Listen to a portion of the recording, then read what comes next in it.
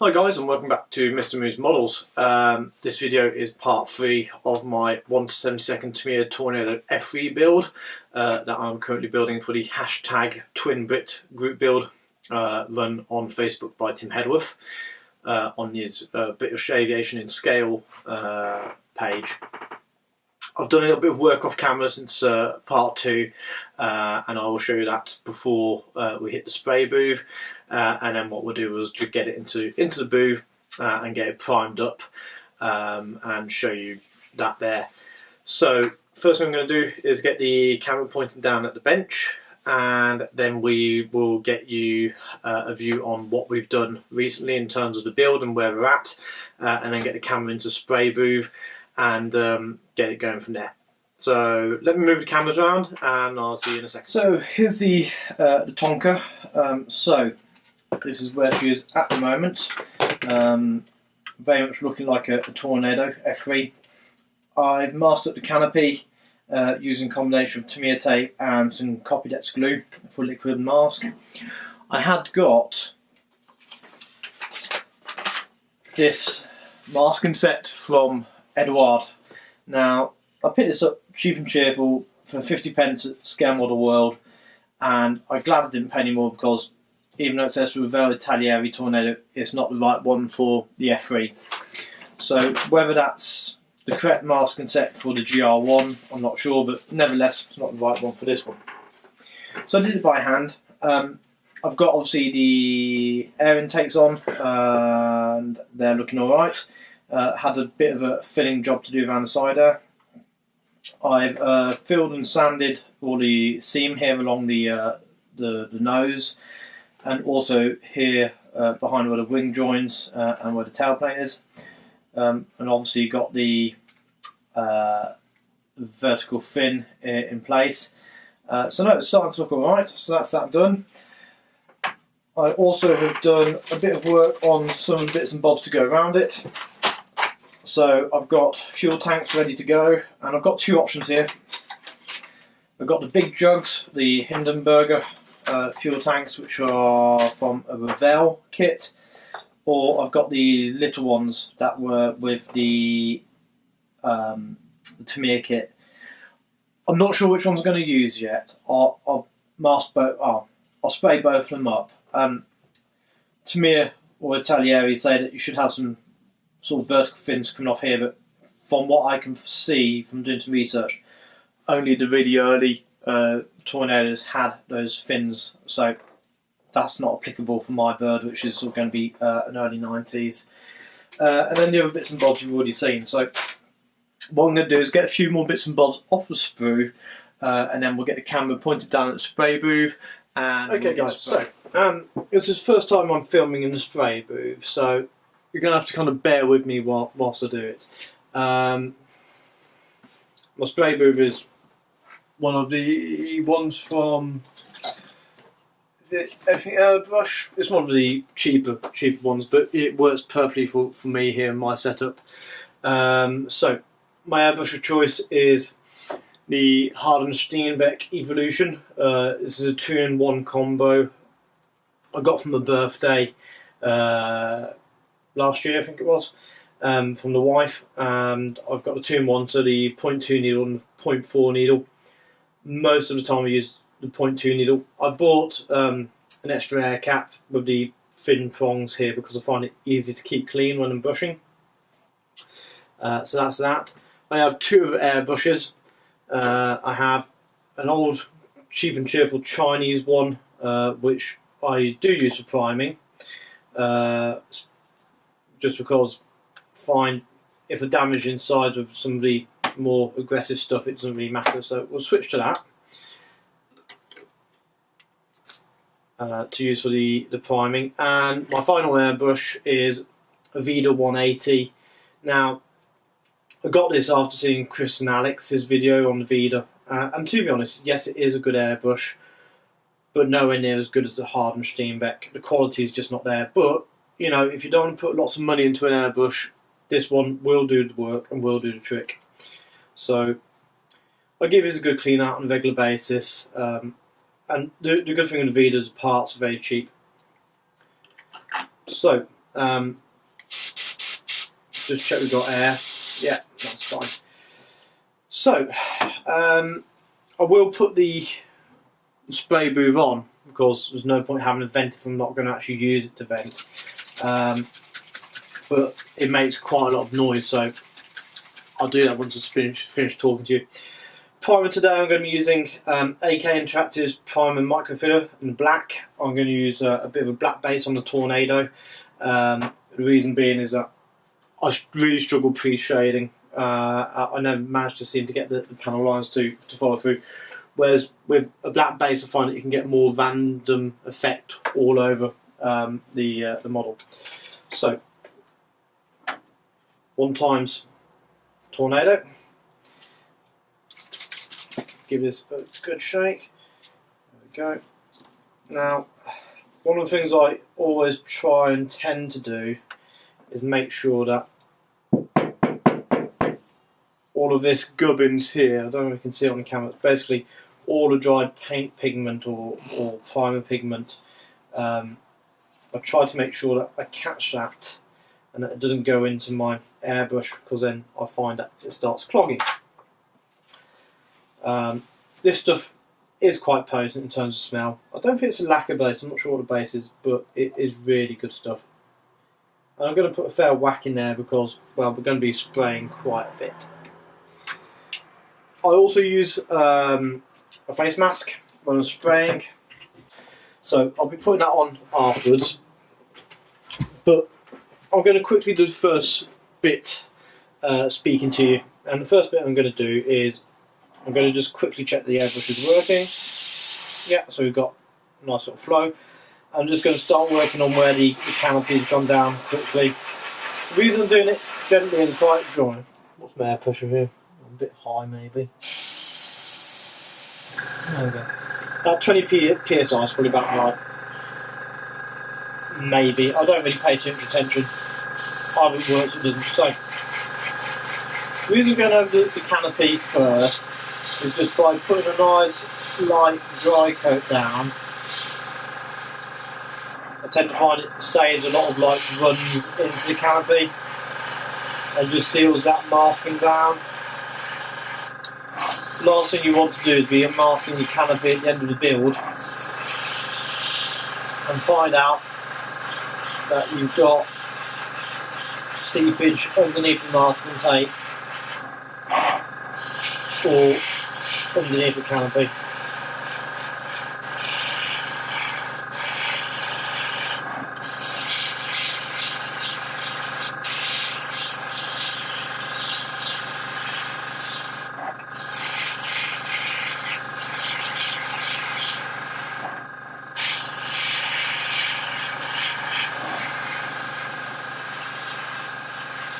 Right, I'm now going to put spray booth on and get going, and then I will film the rest sped up with some music behind.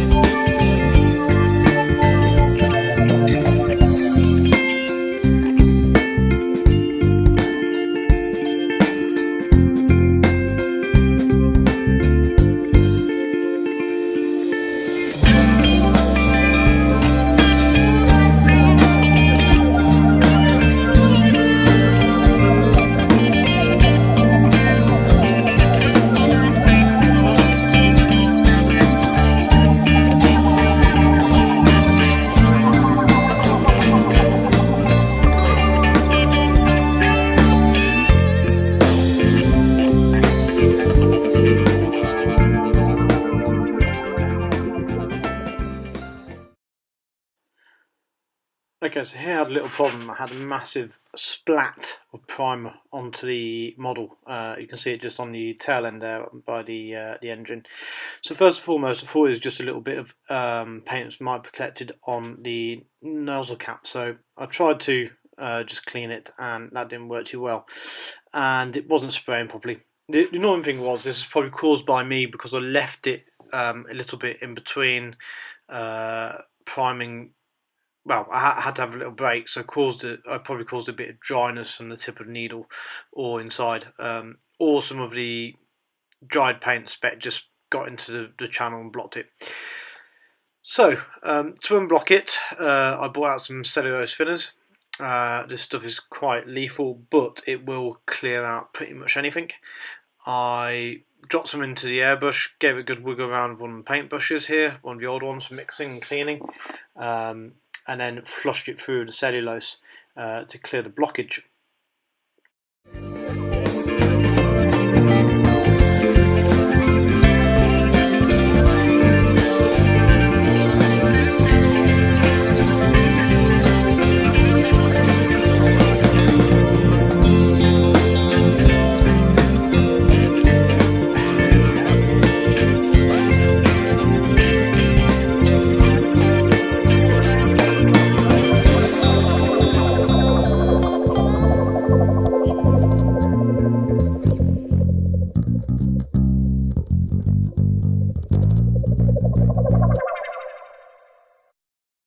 So I was just finishing up the cleanup operation here, made sure the airbrush was quite nice and clean, back flushed a little bit of cellulose through there, made sure it was flowing properly with no stop-start, flushed out the rest of the cellulose into my dump cup there, and then we put in a bit more cellulose, flushed it out again. And then I did a bit of a mad thing, actually sprayed some onto the model, just pure cellulose, try and melt that splodge back in a little bit to make sure it wasn't as prominent. Then we was able to reload the AK black primer and get back on with priming.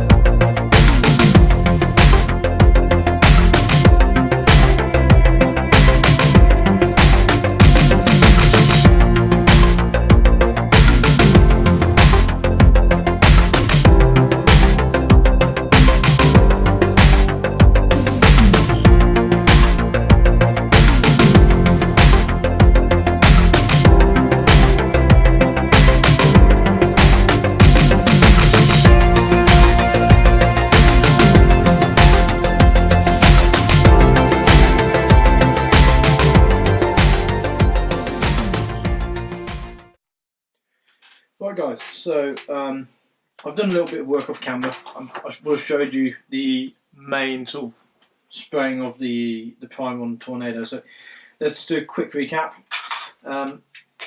This here you can see are all the weapons and the landing gear doors for the nose wheel. They're all masked up, ready to go. We've got two types of tanks here. So we've got the Hindenburger tank, or otherwise known as a big jug here, and the smaller one here. I'm not sure which one I'm going to do. After priming, some of these seams aren't the best, so I might have to get back in here, re-sand and re-prime these. I'll have to have a think about that. We'll see what's what. I mean, it doesn't feel too bad, but it does look a bit, yeah, so I think we're going to have to do a bit more work on those. Here we've just got a load of little bits and bobs, so landing gear, wheels, landing gear doors, jet exhausts, so they're all primed and ready to go. And then finally, the tonka itself, which actually I think looks really nice in the matte black. Just there's something about it. Now, I don't know if I'll be able to catch in the light here, but this seam here might just need a little bit more work on it. You can just feel it, you can just see it, so I might just have to refill that and sand it. And on this side we can just see very faintly but can't feel anything, so I might just need a little bit more work there. Then at the back here, same again, you can see where the, if you're catching a light just here at the point of the scriber, there's a little bit of where the putty hasn't been properly sanded down. So on the other side you can still see the seam. So probably these ones are not too bothered about at the back, because it's going to be in the position of wings folded, landing gear down, up on its legs with the big jugs underneath or fuel tanks. So I don't think you're going to really see these. I will give this one a bit of attention though. So there you go. We just need to readdress those little bits where there needs to be a bit of a refilling and sanding, and then we're ready, and reprime it, and then we're ready for paint. So the next step is going to be painting. This Tornado has a light aircraft grey underneath and a barley grey or camouflage grey uppers. So I'll be using the guns paints for those, but that'll be in the next video. So there we have it, guys. So guys, there you have the third instalment in the 77 scale Tamiya Tornado F3 that has been built for the hashtag Twin Brick group build. I think she's really starting to look the part now. I actually quite like her in the matte black. She just looks mean. A little bit of work still to do on her seams, so that's one of the points of priming. So see if your seams are okay prior to going to paint. So go back in and do that, get ready for paint, and then get cracking on with that. I've got a couple more days off before going back to work, so hopefully Wednesday, Thursday we might be able to do a bit of work on it, and maybe even Friday evening a bit. And if we could get at least one of the two paints on, if not both on by then, that'd be grand. So that's the plan. So next time you see her, she'll be back in the spray booth, and we'll be putting some colour down on top of that black. So with that, all I've got left to say is thank you so much for all the support. Thank you for watching these videos and trying to get this channel known. I'm really enjoying making the videos. As I said when I introduced myself, I'm not sure how often they're going to come, and I don't know how often they're going to come, but I'm going to try to keep going as much as I possibly can. So thank you once again for watching, and happy modelling. Cheerio.